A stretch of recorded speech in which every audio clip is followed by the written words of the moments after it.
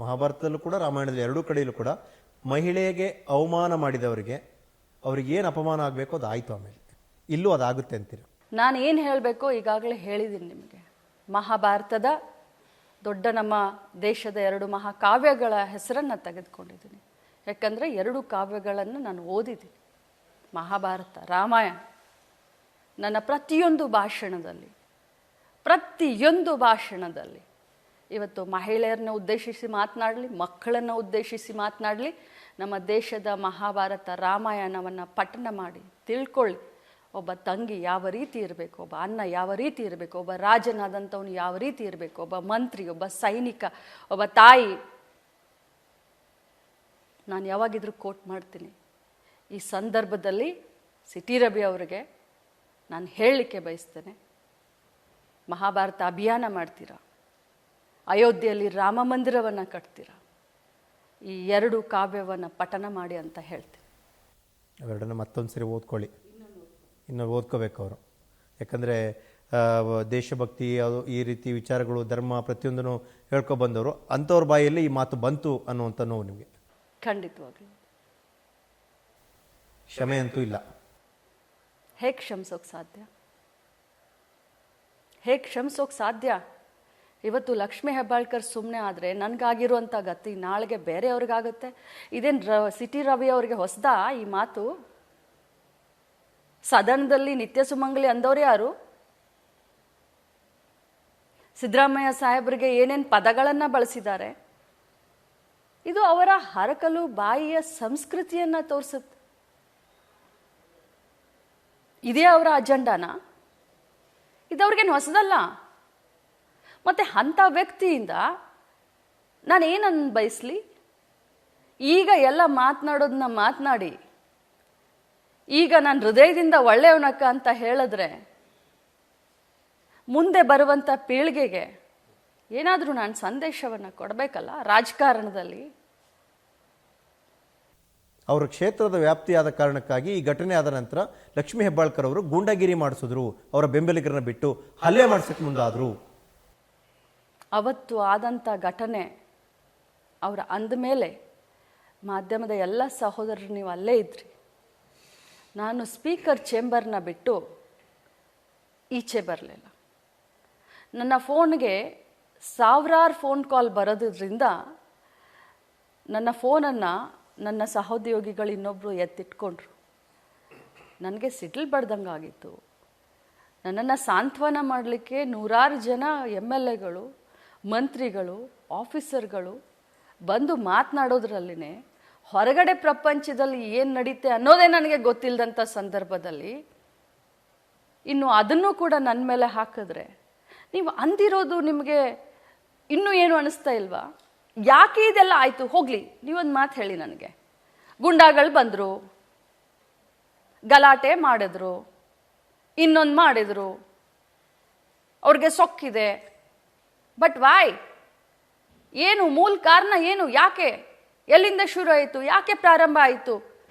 ನೀವು ಡ್ಯಾನ್ಸ್ ಮಾಡಿಕೊಂಡು, ನಗಪಾಟ್ಲಿಕೆ ಮಾಡಿಕೊಂಡು ಆ ಪದವನ್ನು ಬಳಸಿದ್ರಲ್ಲ, ಮೂಲ ಕಾರಣ ಯಾರು? ಅದು ನಂತರ. ಬಟ್ ನೀವು ಮಾತಾಡಿರೋದು ಆ ಪದ, ಅವರು ಭಾವನಾತ್ಮಕವಾಗಿ ಏನು ಮಾಡಿದಾರೋ, ಎಂತ ಮಾಡಿದಾರೋ ಅದು ನಂತರ. ಕಾನೂನಿದೆ, ಸರ್ಕಾರ ಇದೆ, ಕಾನೂನು ಪ್ರಕಾರ ಏನೇನಾಗಬೇಕೋ ಅದೆಲ್ಲ ಆಗಲಿ. ಬಟ್ ನೀವು ಮಾತಾಡಿರೋದು ಅದು ಅಪರಾಧ ಅಲ್ವಾ? ಅಕ್ಷಮ್ಯ ಅಪರಾಧ ಅಲ್ವಾ?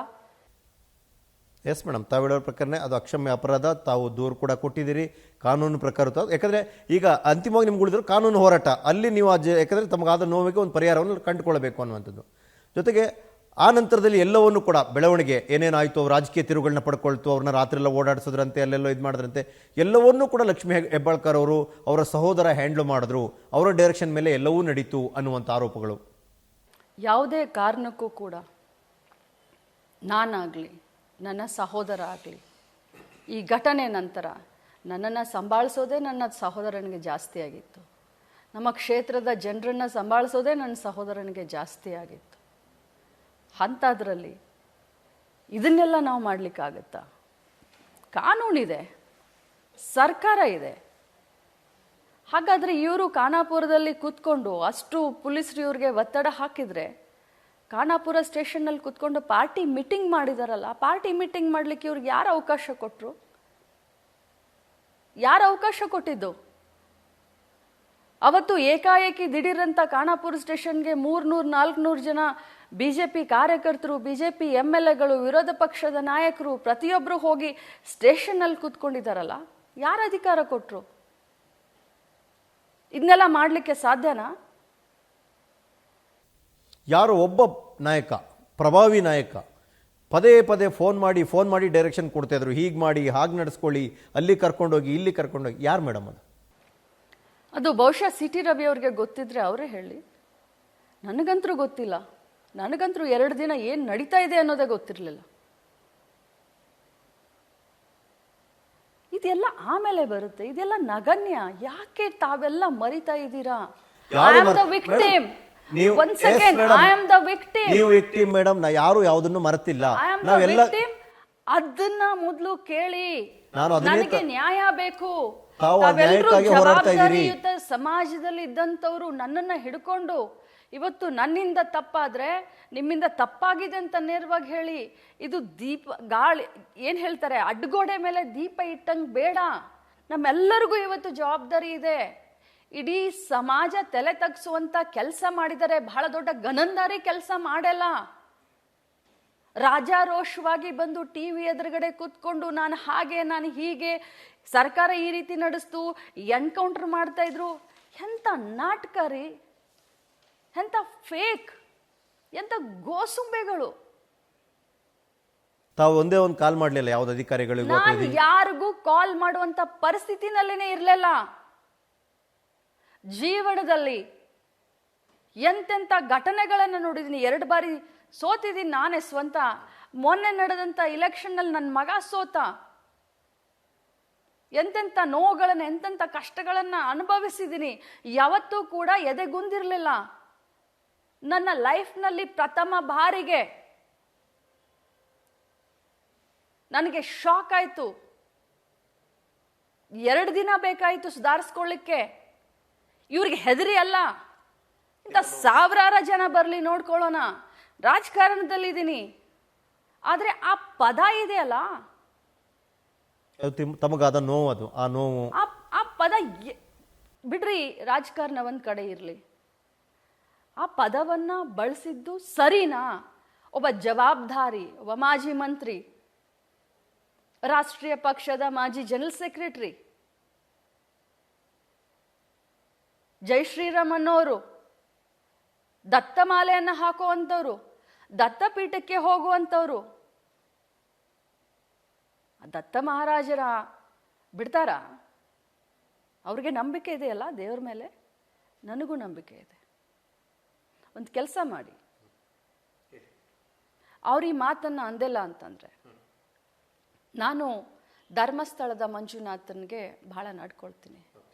ದೇಶದಲ್ಲಿರುವಂಥ ಎಲ್ಲ ದೇವರುಗಳಿಗೆ ಬಹಳ ನಡ್ಕೊಳ್ತೀನಿ. ಧರ್ಮಸ್ಥಳ ಮಂಜುನಾಥನ ಮೇಲೆ ಆನೆ ಮಾಡಲಿಕ್ಕೆ ನಾನು ಕುಟುಂಬ ಸಮೇತ ಬರ್ತೀನಿ. ಅವರು ತಮ್ಮ ಧರ್ಮಪತ್ನಿಯನ್ನು ಕರ್ಕೊಂಡು ಧರ್ಮಸ್ಥಳಕ್ಕೆ ಬರಲಿ.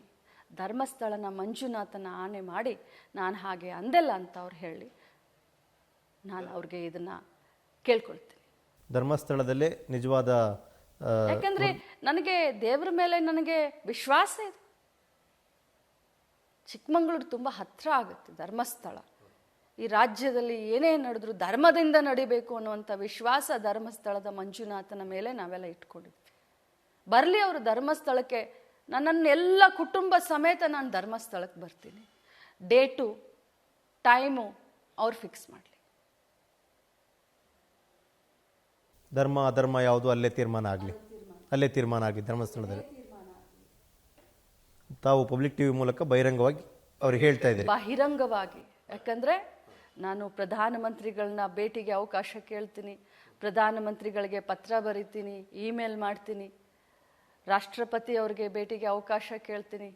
ಇದೆಲ್ಲ ಕಾನೂನು ಪ್ರಕಾರ, ನನ್ನ ರಾಜಕಾರಣ ಪ್ರಕಾರ ನಾನು ಏನೇನು ಮಾಡಬೇಕೋ ಮಾಡ್ತೀನಿ.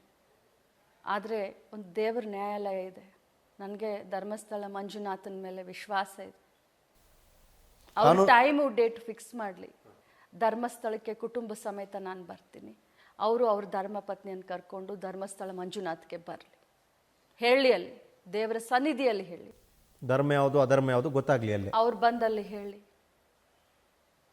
ಸವಾಲ್ ಹಾಕಿದಿರಿ, ಅವ್ರು ಸ್ವೀಕರಿಸಿದ್ರು ಡೇಟ್ ಅಲ್ಲ, ಸ್ವೀಕರಿಸಿದ್ರು ಬರಲೇಬೇಕು. ದಿಸ್ ಇಸ್ ನಾಟ್ ಸವಾಲ, ನನ್ನ ಮನಸ್ಸಿನ ಮಾತನ್ನ ಹೇಳಿದ್ದೀನಿ.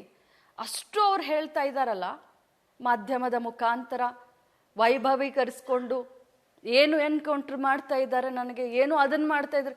ನಾನೊಬ್ಬ ಮಹಿಳೆ, ಸಾಮಾನ್ಯವಾಗಿ ಎಲ್ಲ ಮಹಿಳೆಯರಿಗೆ ಧರ್ಮದ ಬಗ್ಗೆ, ದೇವರ ಬಗ್ಗೆ, ಅದರಲ್ಲೂ ನಮ್ಮ ಸಂಸ್ಕೃತಿ, ನಮ್ಮ ದೇಶದಲ್ಲಿರುವಂಥ ಎಲ್ಲ ಮಹಿಳೆಯರಿಗೆ ದೇವ್ರ ಬಗ್ಗೆ ವಿಶ್ವಾಸ ಇದೆ. ನಾನು ಸವಾಲು ಹಾಕ್ತಾ ಇಲ್ಲ. ಸವಾಲು ಹಾಕಿದ್ರೆ ಅದು ಸೊಕ್ತನ ಆಗುತ್ತೆ. ದೇವ್ರ ಹತ್ರ ನಾವು ಸವಾಲು ಹಾಕೋದು ಇರೋದಿಲ್ಲ. ನಾನು ದೇವ್ರ ಹತ್ರ ವಿನಯಪೂರ್ವಕವಾಗಿ ನಾನು ಬೇಡ್ಕೊಳ್ತೀನಿ, ಅವರು ಧರ್ಮಸ್ಥಳ ಮಂಜುನಾಥ್ಗೆ ಬರಲಿ.